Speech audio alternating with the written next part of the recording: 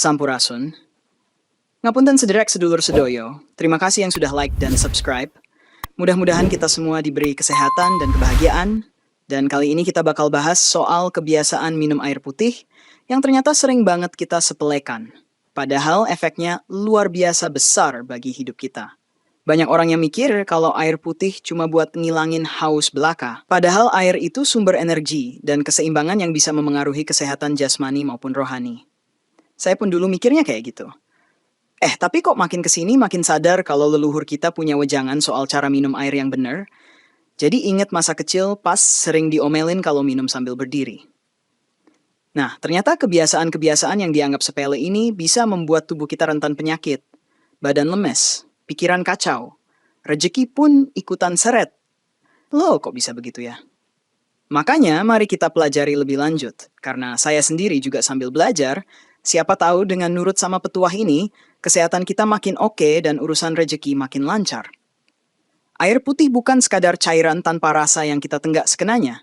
Karena dalam ajaran leluhur Jawa, air punya unsur sakral yang bisa jadi sumber harmoni. Ketika kita minum air dengan cara dan niat yang salah, itu seperti mengabaikan energi positif yang ada dalam air. Dan lama-lama tubuh kita ibarat tanah kering yang nggak bisa tumbuh tanaman apapun. Saya juga pernah mikir, yang penting asal minum aja, toh fungsinya sama. Tapi nyatanya kok badan saya malah cepat capek, pikiran ruwet, dan rasanya ada aja halangan dalam hidup. Bisa jadi karena kebiasaan minum air yang kurang tepat, kita jadi kehilangan banyak manfaat, baik secara fisik maupun metafisik. Jadi mari kita mulai perbaiki kebiasaan-kebiasaan sepele ini, biar nggak menyesal di kemudian hari. Banyak orang yang salah kaprah tentang jumlah air yang dikonsumsi setiap hari, hingga mengira bahwa minum sebanyak-banyaknya itu pasti lebih baik, padahal ternyata ada porsi yang pas. Kesehatan kita nggak cuma bergantung pada kuantitas, tetapi juga kualitas, timing, dan sikap batin saat minum air, karena hal-hal kecil kayak gini sering dilupakan. Ibaratnya kita ngecas HP kalau asal colok dan nggak lihat keadaan, kadang malah baterai bisa cepat rusak atau overheat. Nah, begitulah tubuh kita jika mendapat pasokan air yang kurang sesuai. Seringkali kita lupa memerhatikan waktu terbaik untuk minum, misalnya saat bangun tidur atau setelah beraktivitas berat, malah kita cenderung minum banyak setelah makan yang justru bikin pencernaan terganggu. Maka penting banget buat menyeimbangkan semua faktor ini demi kebugaran tubuh yang optimal. Selain kesehatan fisik, dalam pandangan leluhur, air juga membawa vibrasi energi yang dapat mempengaruhi nasib atau rejeki kita. Mungkin terdengar mistis, tapi banyak tradisi Jawa yang mengajarkan kita untuk memperbanyak sedulur lewat energi air.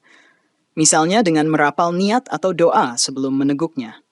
Ada anggapan bahwa air bisa menyerap dan menghantarkan energi baik jika kita memintanya dengan tulus, sehingga meminumnya pun bisa jadi media untuk mengundang kelimpahan. Jangan kaget kalau banyak orang yang tiba-tiba rezekinya lancar setelah mengubah kebiasaan minum. Karena meski terdengar nggak masuk akal, tapi niat dan keyakinan punya pengaruh besar. Mari kita pahami lebih dalam, karena di bab-bab selanjutnya, saya akan ceritakan detailnya. Akhir kata di bab ini, saya mau kasih penegasan bahwa kesadaran tentang air itu penting banget. Nggak cuma buat kesehatan jasmani, tapi juga buat kesehatan rohani. Terkadang kita nganggap sepele hal-hal kayak, minum ya minum aja, padahal ada banyak petuah nenek moyang yang sebenarnya masuk akal kalau kita mau menelaah lebih jauh. Proses minum air pun bisa dijadikan momen hening untuk mengucap syukur, mendoakan diri sendiri, dan membersihkan pikiran dari energi negatif. Pelan-pelan kita coba ubah kebiasaan kita sedikit demi sedikit. Kalaupun lupa ya nggak apa, namanya juga proses belajar. Nah, siap untuk melangkah ke bab selanjutnya. Ya, semoga paparan ini bermanfaat dan bisa jadi bekal buat kita semua. Banyak orang masih bingung soal kapan sebaiknya kita minum air, apakah harus sebelum makan, sesudah makan, atau di antara keduanya, dan kadang hal ini cuma jadi perdebatan tanpa kita benar-benar paham alasannya. Sebenarnya, leluhur kita punya wejangan bahwa minum air saat perut kosong di pagi hari dapat mengaktifkan organ dalam dan membantu pembuangan racun, sehingga tubuh terasa lebih segar. Nah, kebalikannya, minum terlalu banyak air tepat setelah makan justru bisa mengganggu proses pencernaan, karena cairan akan mencairkan enzim penting di lambung. Terlebih lagi, minum sesaat sebelum tidur itu kadang bisa bikin tidur kita terganggu karena kita sering terbangun untuk buang air kecil. Padahal kita butuh istirahat yang cukup. Makanya penting untuk atur jadwal minum dengan benar, agar energi kita tetap stabil dan pencernaan juga lancar. Tradisi Jawa juga mengajarkan bahwa memulai hari dengan segelas air putih hangat dapat membantu menyeimbangkan suhu tubuh dan melancarkan peredaran darah. Saya sering dengar wejangan bahwa ini bisa jadi kunci awet muda dan jarang sakit. Meski dulu saya abaikan karena mikirnya, mau minum apa kek? Sama aja. Ternyata, setelah dicoba secara rutin, badan terasa lebih enak, pencernaan lancar, dan energi positif juga lebih mudah terjaga. Di sisi lain, minum air menjelang tidur boleh aja, tapi jangan sampai berlebihan, sebab nanti malah bikin tidur nggak nyenyak dan dampaknya bisa bikin kita lesu keesokan harinya. Kalau udah lesu, kita jadi malas gerak, dan ujung-ujungnya rezeki pun bisa kabur karena kita nggak maksimal beraktivitas. Kadang kita lupa bahwa tubuh kita punya sinyal haus yang biasanya muncul saat butuh cairan. Tapi kalau kita terlalu sibuk atau enggan minum, sinyal itu bisa jadi tertunda. Pernah nggak sih kita begitu fokus kerja, sampai-sampai baru ingat minum air setelah kepala mulai pusing atau tenggorokan kering?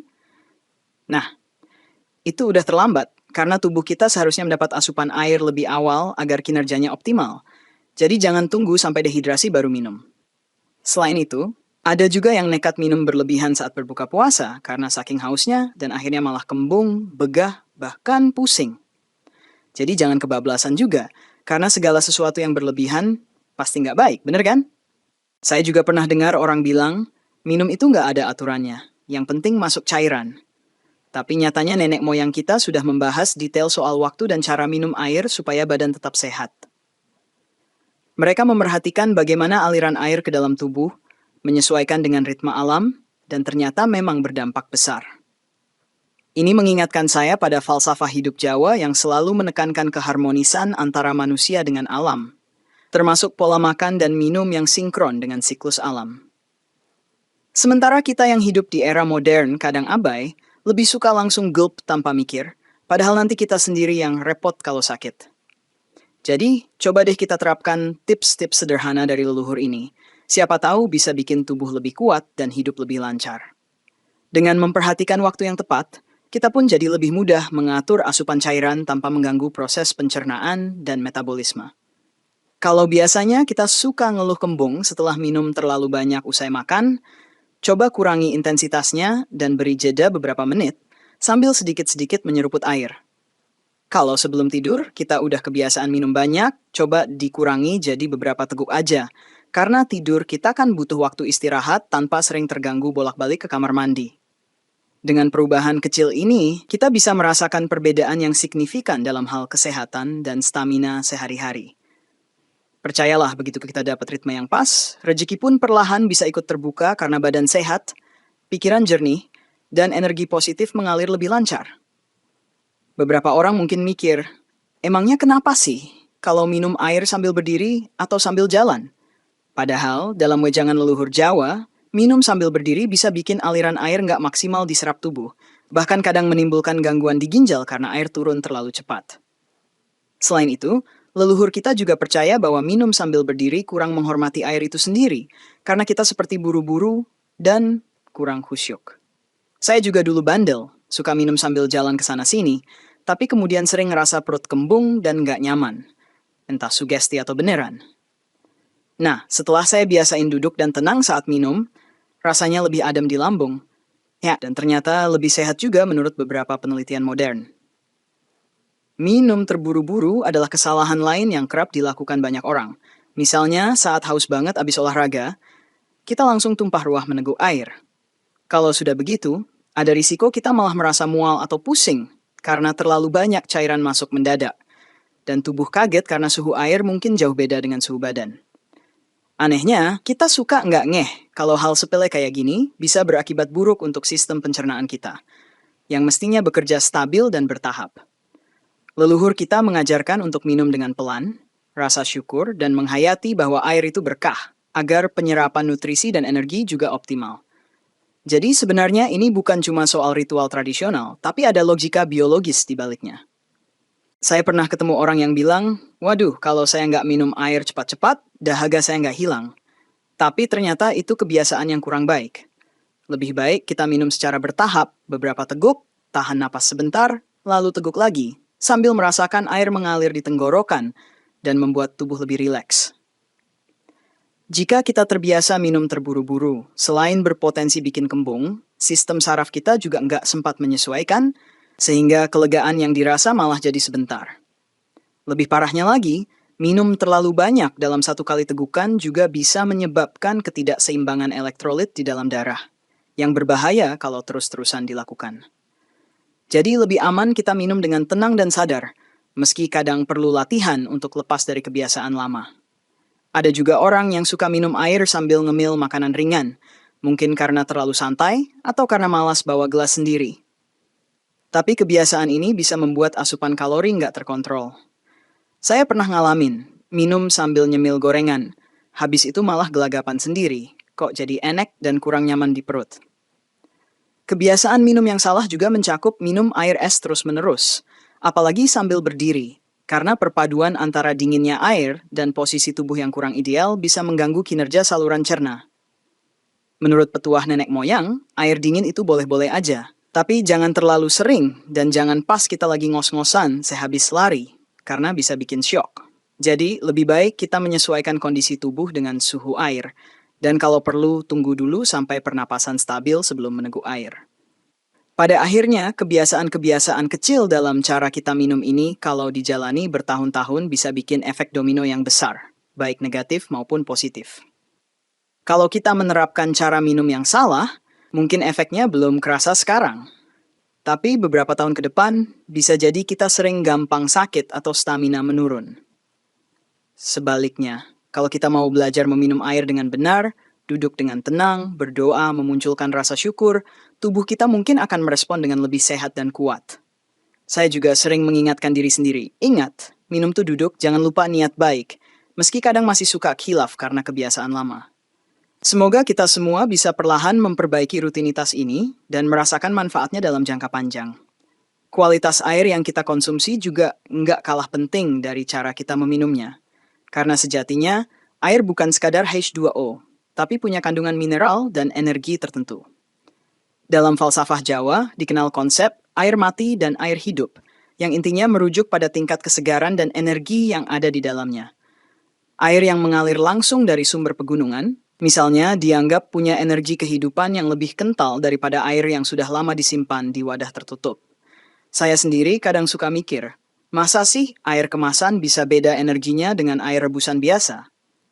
Tapi ternyata nenek moyang kita menyarankan untuk selalu memastikan air itu dipanasi atau dimasak, biar bersih dan energinya aktif kembali.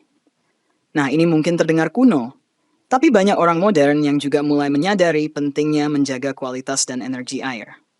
Walau air rebusan dianggap lebih aman dari bakteri, tetapi jika kualitas air awalnya jelek, rebus berkali-kali pun nggak akan bikin kita sepenuhnya sehat. Ada orang yang malas ganti galon air meski sudah lama tersimpan, padahal kandungan oksigennya mungkin sudah berkurang, dan zat-zat kimianya bisa saja tertimbun. Menurut nenek moyang kita, air yang terlalu lama mengendap akan kehilangan roh atau energi kehidupannya, sehingga efeknya untuk tubuh kita jadi kurang maksimal. Lebih baik kita memilih sumber air yang jernih dan segar, atau kalau harus pakai air kemasan, pastikan kondisinya masih bagus dan belum lama dibuka. Kita juga bisa menambahkan niat dan doa saat merebus air, agar energi positifnya meningkat. Meski ini terdengar mistis, tapi banyak orang yang yakin akan keberkahannya. Selain itu, penggunaan wadah penyimpanan air juga ternyata berpengaruh. Misalnya, leluhur Jawa menyarankan menggunakan kendi dari tanah liat karena dianggap bisa menjaga suhu dan kualitas air. Kendi tanah liat itu punya pori-pori alami yang membuat air tetap segar dan bersirkulasi. Beda dengan wadah plastik yang cenderung tertutup rapat dan kadang melepaskan zat kimia. Di zaman modern, kita mungkin nggak selalu praktis pakai kendi. Tapi prinsipnya adalah memilih wadah yang aman dan sehat, seperti gelas kaca atau stainless steel. Saya dulu mikir ini cuma mitos, tapi ternyata beberapa penelitian juga mendukung bahwa wadah tanah liat bisa memperkaya mineral tertentu dan menyejukkan air tanpa bantuan listrik. Seru juga ya, kalau dipikir-pikir ajaran leluhur kita ternyata bisa sejalan sama sains modern. Dalam penggunaan air sehari-hari, kita seringkali nggak sadar kalau air keran rumah bisa saja mengandung zat besi atau kapur yang berlebihan. Itu sebabnya, kalau mau lebih aman, sebaiknya air difiltrasi terlebih dahulu, lalu dimasak sampai mendidih untuk membunuh kuman. Setelah matang, biarkan air agak dingin sebelum dituang ke wadah tertutup supaya kondensasinya tidak merusak kualitas air. Saya juga suka menaruh air di gelas terbuka semalaman. Kadang mikirnya biar praktis, tapi ya itu kurang baik karena debu dan bakteri bisa masuk, sedangkan energinya juga bisa terkontaminasi. Leluhur kita pun bilang, simpanlah air dengan baik karena kita tak pernah tahu kapan kita benar-benar membutuhkannya. Mungkin maksudnya biar kita menghormati air dan menjaga kualitasnya. Kalau soal keberkahan atau rejeki, beberapa tradisi menyarankan untuk memutar doa atau mantra di dekat wadah air, dengan harapan air tersebut menyerap getaran positif. Bisa dibilang ini mirip konsep air yang dijadikan sarana penyembuhan. Karena bila niat dan doa kita sungguh-sungguh, air konon akan hidup dan membantu memperlancar segala urusan. Saya juga awalnya ragu, tapi banyak testimoni orang yang mengatakan bahwa mereka merasa badan lebih segar, penyakit berkurang, rezeki lebih lancar, setelah membiasakan diri menaruh secangkir air dan memanjatkan harapan baik. Hal ini mungkin berkaitan dengan kekuatan sugesti dan keyakinan kita yang memengaruhi cara kerja tubuh dan semesta. Terserah mau percaya atau enggak. Yang jelas, kalau kita minum air berkualitas dengan niat positif, kita pasti dapat manfaat kesehatan fisik maupun batin. Banyak orang meremehkan kekuatan doa dan niat saat minum air, tapi justru disitulah letak rahasia kebijaksanaan leluhur yang mungkin belum banyak kita pahami. Kenapa sih leluhur kita menyuruh kita berdoa sebelum makan atau minum? Bukankah itu hanya formalitas? Ternyata menurut pandangan Jawa, doa dan niat bisa mengubah getaran energi di sekitar kita, termasuk pada air yang akan kita minum. Air dianggap sebagai media yang sensitif terhadap pikiran dan emosi, sehingga ketika kita mengucap syukur, harapan, dan memohon kesembuhan, air tersebut bisa menjadi obat bagi tubuh dan roh kita. Saya juga sering lupa berdoa sebelum minum, tapi kalau lagi ingat, rasanya hati lebih tentram dan minumnya jadi lebih nikmat. Ada pula ritual-ritual khusus di Jawa yang menyertakan air, misalnya saat melakukan selametan atau tasyakuran, di mana air didoakan ramai-ramai lalu dibagikan ke semua orang. Konon, air itu membawa berkah dan bisa menjadi penolak bala, sehingga orang yang meminumnya diharap sehat dan terhindar dari mara bahaya. Saya dulu menganggapnya hanya simbol, tapi setelah semakin dewasa, saya merasakan bahwa kebersamaan dan doa yang dipanjatkan bersamaan itu menciptakan aura positif yang nyata. Barangkali semesta merespon getaran niat baik kita, dan air berperan sebagai penghantar yang memperkuat resonansi tersebut. Jadinya, minum air nggak lagi sekadar melepas dahaga, tapi juga menyerap energi kebaikan yang terkumpul. Menariknya, di beberapa budaya lain di luar Jawa, konsep niat atau doa pada air ini juga ditemukan. Misalnya ada yang menyebutnya water blessing atau water prayer. Bahkan ada penelitian yang menyebutkan bahwa struktur molekul air bisa berubah saat diperdengarkan musik atau kata-kata positif, meski hal ini masih menuai perdebatan ilmiah. Saya pribadi, mau itu terbukti secara sains atau enggak, merasa nyaman saja ketika minum air sambil berterima kasih pada Tuhan, pada bumi, dan pada sumber kehidupan yang memberi kita minum. Rasanya jadi lebih bersyukur, nggak gampang ngeluh, dan lebih menghargai seteguk air yang sebenarnya berperan besar dalam kehidupan kita. Toh, kalau memang terbukti memengaruhi kesehatan fisik dan batin, kita pun yang diuntungkan. Doa atau niat yang diucapkan saat minum air bisa bermacam-macam, tergantung keyakinan dan bahasa hati kita masing-masing. Ada yang cukup dengan alhamdulillah, ada yang membaca doa khusus, ada yang cukup berbisik. Semoga air ini menjadi obat bagi tubuhku, dan itu semua sah-sah saja.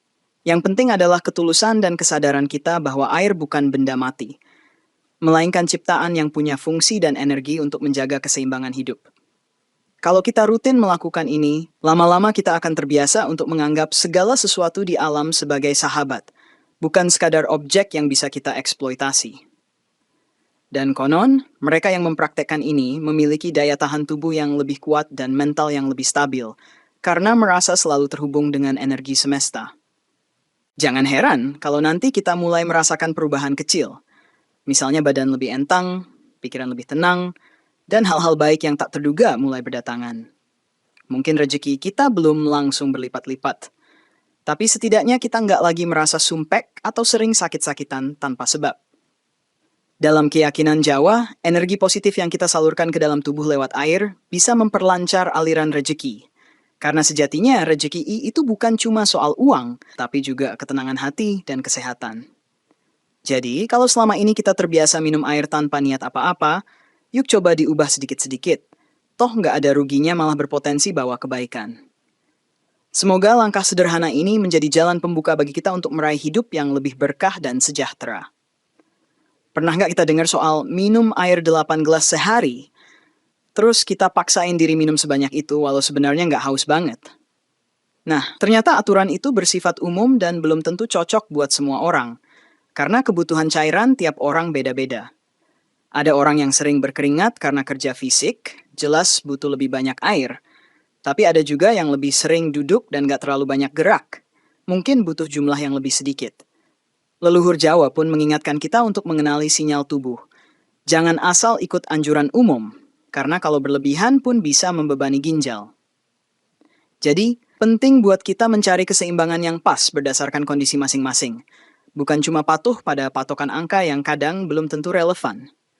Kalau kita kurang minum, tubuh akan dehidrasi, mudah lelah, konsentrasi menurun, dan berbagai masalah kesehatan bisa muncul, termasuk kulit kusam dan sembelit.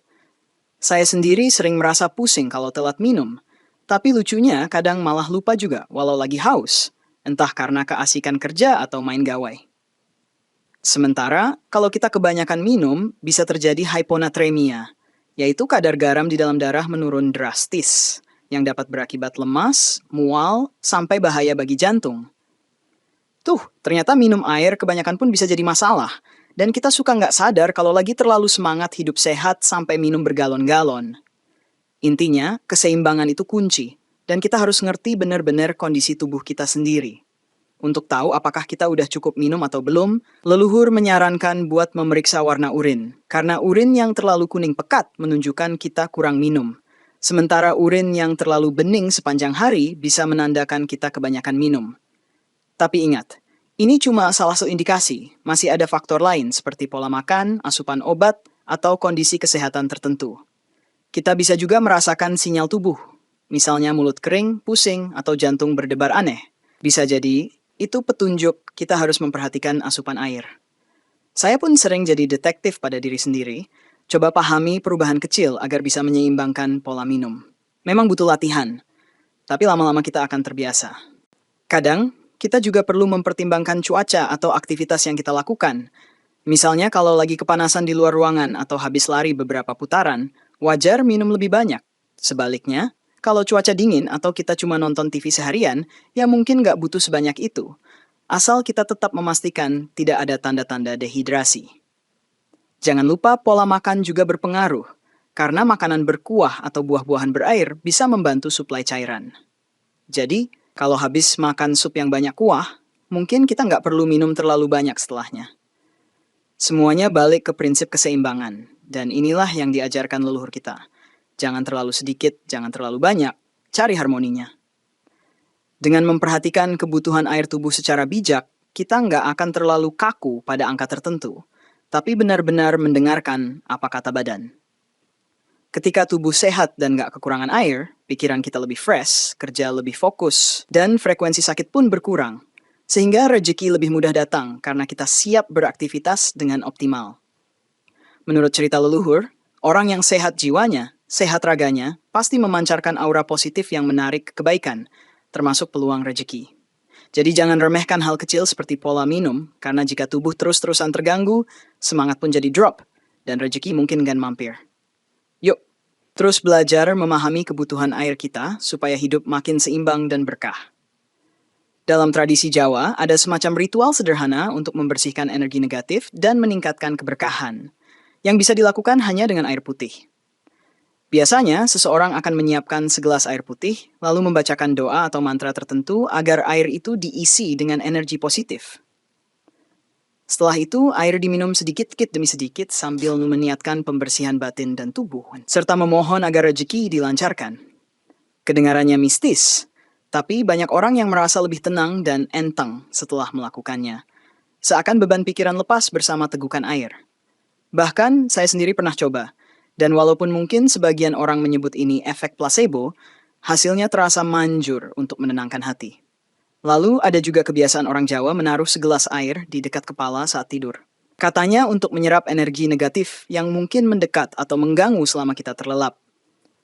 Esok paginya air itu akan dibuang, bukan diminum lagi, karena dianggap sudah terkontaminasi oleh energi buruk yang terserap semalaman. Saya sendiri sempat penasaran dan nanya, kok kayaknya horor banget ya? Tapi katanya ini sudah tradisi turun-temurun dan cukup banyak orang merasakan manfaatnya. Jadi nggak ada salahnya kita hormati. Tentu saja, ini bukan kepercayaan wajib atau mutlak. Tapi kalau kita mau coba ya silakan. Siapa tahu kita merasa lebih aman dan tidur jadi nyenyak. Sisi positifnya, kita jadi lebih sadar bahwa air itu bisa berperan lebih dari sekadar penghilang haus. Ada pula ritual minum air yang dibaca doa tobat atau permohonan maaf ditujukan untuk membersihkan dosa-dosa kecil atau menetralkan sisa emosi negatif yang kita bawa. Saya pernah diajak teman untuk ikut ritual ini di suatu padepokan Jawa, dan memang suasananya sakral. Kita duduk melingkar sambil mendengarkan pembimbing memimpin doa. Setelah itu, kita bergantian minum air yang sudah didoakan. Rasanya hati jadi campur aduk antara haru, lega, dan bahagia. Kok aneh, tapi seru. Meski nggak semua orang percaya, tapi bagi saya, pelajaran besarnya adalah niat baik dan doa tulus bisa kita salurkan lewat media air. Dan itu membantu kita lebih ikhlas melepaskan segala pikiran buruk. Nah, ini satu lagi bukti bahwa air bukan cuma sekadar cairan, tapi bisa menjadi jembatan spiritual. Selain ritual khusus, kita juga bisa melakukan hal-hal sederhana di rumah. Misalnya setiap pagi bangun tidur, sebelum minum air, kita niatkan apa yang ingin kita capai hari itu. Misalnya, saya minum air ini supaya tubuh saya sehat, pikiran saya jernih, dan rejeki saya dipermudah. Lalu teguklah perlahan sambil merasakan kesejukan air. Mungkin awalnya terasa konyol, tapi lama-lama kita akan merasa lebih termotivasi dan positif, karena kita memulai hari dengan sugesti yang baik. Apapun keyakinan kita, niat dan doa punya efek luar biasa. Dan kalau kita bisa menanamkannya dalam rutinitas minum air, kenapa enggak? Setidaknya, ini cara gampang buat menjaga kesadaran spiritual di tengah kesibukan dunia modern. Terakhir, leluhur Jawa selalu menekankan pentingnya keselarasan antara tindakan lahir dan batin dalam menjalani hidup, termasuk dalam hal minum air. Percuma kalau kita minum air sambil berdoa muluk, tapi hati kita masih penuh iri dengki atau kebiasaan buruk lainnya, karena vibrasi negatif itu akan menghalangi datangnya keberkahan. Kalau memang mau rejeki lancar dan jauh dari penyakit, kita juga harus berusaha jadi pribadi yang ringan tangan, jujur, rajin, dan berbuat baik. Air hanya salah satu media yang membantu kita membersihkan diri, tapi proses sejati tetap ada di dalam hati kita sendiri. Semoga ritual sederhana ini makin melengkapi usaha kita meraih kesehatan dan keberkahan dalam kehidupan. Banyak orang menyadari bahwa air itu bisa jadi medium penyembuhan. Tapi kadang kita lupa bahwa tubuh kita sendiri sebagian besar terdiri dari air. Sehingga resonansi dengan air eksternal itu sangat kuat. Di tradisi Jawa, kita sering melihat praktik menyembuhkan diri dengan mandi kembang atau berendam di sungai tertentu, konon untuk melepas energi negatif. Saya dulu mikirnya, aduh, ini klinik banget. Tapi setelah membaca beberapa referensi, ternyata mandi di alam terbuka seperti air terjun atau sungai pegunungan bisa memberi efek segar yang beda banget dibanding air ledeng biasa. Tubuh rasanya lebih rileks, pikiran lebih lega, dan entah kenapa masalah juga terasa lebih ringan, meski mungkin nggak langsung kelihatan solusinya. Nah, itulah mengapa leluhur kita sering menyarankan nyekar atau laku tirakat di tempat-tempat yang aliran airnya masih alami. Kalau nggak memungkinkan pergi ke alam terbuka, kita bisa coba berendam di bak mandi rumah dengan menambahkan garam laut atau herbal tertentu yang dipercaya membantu menyerap energi negatif. Ada yang suka pakai daun sirih, ada yang pakai bunga melati, tergantung kebiasaan atau saran orang tua. Menurut kepercayaan Jawa, air yang dicampur unsur alam akan membantu memperkuat proses pembersihan diri, karena setiap tanaman atau mineral punya energi khas.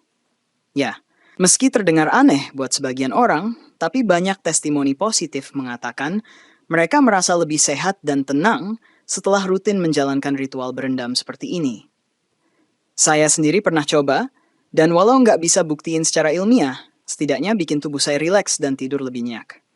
Dalam konteks penyembuhan penyakit fisik, air putih yang didoakan atau diberi niat khusus juga dipercaya bisa mempercepat pemulihan. Misalnya, Kita menaruh air putih di gelas, lalu berdoa menurut keyakinan kita, memohon kesembuhan, sambil membayangkan tubuh kita sehat kembali. Setelah itu, air diminum perlahan, dan kita berserah bahwa Tuhan atau semesta akan menolong proses pengobatan. Beberapa orang memadukan ini dengan obat dokter, jadi bukan berarti meninggalkan pengobatan medis, melainkan menambah unsur spiritual supaya lebih mantap. Toh, nggak ada yang salah dengan berdoa sambil minum air, karena kalau sembuhnya makin cepat, kita juga yang senang. Konsep air sebagai penarik energi positif juga muncul di berbagai upacara adat, misalnya saat pindah rumah. Banyak orang Jawa yang menabur air kembang di tiap sudut ruangan. Tujuannya adalah menetralisir energi lama atau negatif yang mungkin masih menempel, sekaligus mendoakan agar rumah baru itu membawa keberuntungan. Saya sempat menyaksikan sendiri prosesi ini dan rasanya hikmat, karena ada paduan antara unsur alam, doa, serta harapan baik untuk masa depan. Bagaimanapun, kepercayaan semacam ini sudah berakar lama di budaya kita, dan banyak yang meyakini manfaatnya. Jadi kalau kita mau tarik energi positif dalam hidup kita, air bisa dijadikan sarana yang mudah dan murah, asalkan kita melakukannya dengan niat tulus.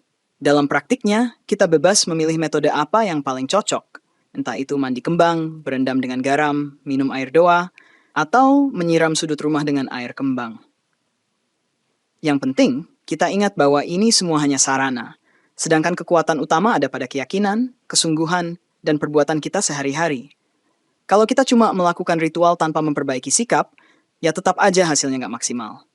Namun, jika kita sungguh-sungguh, maka air dapat berfungsi sebagai amplifier bagi energi positif yang sudah kita bangun dalam hati. Semoga dengan memahami hal ini, kita bisa lebih bijak memanfaatkan air sebagai alat penyembuhan dan penarik kebaikan dalam hidup. Kita sering penasaran, gimana sih kebiasaan orang sukses soal minum air? Dan ternyata, mereka juga punya aturan tersendiri untuk menjaga kondisi tubuh dan pikiran tetap optimal. Ada yang sangat teratur minum di pagi hari, lalu membatasi asupan air menjelang tidur, karena jadwal mereka padat dan butuh tidur berkualitas. Beberapa orang sukses juga menghindari minum sambil berdiri atau terburu-buru, karena mereka ingin menjaga elegansi dan kesadaran penuh. Meskipun itu kelihatannya sepele, mereka percaya bahwa kedisiplinan dalam hal kecil seperti minum air bisa menular ke aspek lain dalam hidup, seperti manajemen waktu dan fokus kerja. Jadi kebiasaan minum air dengan benar bukan cuma soal kesehatan, tapi juga membentuk mentalitas tertib dan terarah. Saya sendiri pernah ngobrol dengan seorang teman yang sukses di bidang usaha. Dia bilang tiap pagi setelah bangun tidur, hal pertama yang dia lakukan adalah minum segelas air putih sambil bersyukur dan menata niat untuk hari itu. Katanya, kebiasaan sederhana ini membantu dia merasa lebih fresh, lebih siap menghadapi tantangan, dan lebih sadar akan tujuan yang ingin dicapai. Menariknya, dia juga pantang minum air dingin setelah makan berat, karena katanya bisa memperlambat proses pencernaan dan bikin badan cepat lemas. Dia selalu ingat pesan ibunya, minumlah air dengan bijak, karena tubuhmu butuh kelancaran untuk bekerja. Dan ternyata itu terbukti efektif menjaga vitalitasnya. Kisah ini menegaskan bahwa orang yang tekun dalam hal kecil cenderung lebih sukses dalam hal besar. Tokoh-tokoh spiritual pun menekankan pentingnya air dalam menjaga kedamaian batin. Karena saat kita minum air dengan kesadaran penuh, kita belajar untuk hidup dalam momen saat ini. Proses minum air bisa jadi meditasi singkat. Rasakan suhu air, rasakan alirannya di tenggorokan. Bayangkan ia membersihkan seluruh organ dan membawa semangat baru. Kalau kita terlatih melakukan ini, pikiran jadi lebih tenang dan terfokus, nggak mudah stres atau terombang-ambing oleh keadaan sekitar. Sebagai hasilnya, banyak pemimpin dan orang bijak yang kelihatannya tenang menghadapi cobaan, karena mereka punya ritual kecil untuk menjaga pikiran tetap jernih, salah satunya lewat minum air. Sekilas remeh, tapi efeknya bisa luar biasa loh. Dalam beberapa kisah wirausahawan sukses, ada juga yang mempraktikkan minum air sambil memvisualisasikan kesuksesan, jadi semacam afirmasi positif yang dikombinasikan dengan hidrasi. Mereka membayangkan seolah air tersebut membawa inspirasi dan keberanian ke seluruh tubuh, lalu mengalirkan ide-ide kreatif ke otak, membuat mereka lebih produktif. Terdengar agak nyeleneh, tapi nyatanya banyak yang merasa lebih bersemangat setelah melakukan kebiasaan ini. Mungkin karena efek sugesti yang kuat. Saya sendiri pernah coba, dan walau belum langsung jadi kaya, setidaknya mood saya lebih baik untuk bekerja. Jadi, kenapa nggak kita gabungkan minum air dengan sugesti positif seperti ini? toh nggak ada ruginya. Dari sini kita bisa ambil pelajaran bahwa cara minum air ternyata bisa mencerminkan pola pikir kita. Apakah kita orang yang ceroboh, buru-buru, atau mindful dan penuh perencanaan? Orang sukses cenderung memerhatikan detail, termasuk hal kecil semacam rutinitas minum air, karena mereka tahu semua itu berkontribusi pada kinerja tubuh dan pikiran. Kalau kita ingin meniru kebiasaan baik mereka, mungkin salah satunya adalah memperbaiki cara dan waktu minum air, plus menambahkan niat positif. Saya yakin kalau kebiasaan kecil ini terus-menerus kita lakukan, bakal berpengaruh ke cara kita menjalani hidup yang lebih disiplin dan terarah. Mari kita coba dan rasakan sendiri.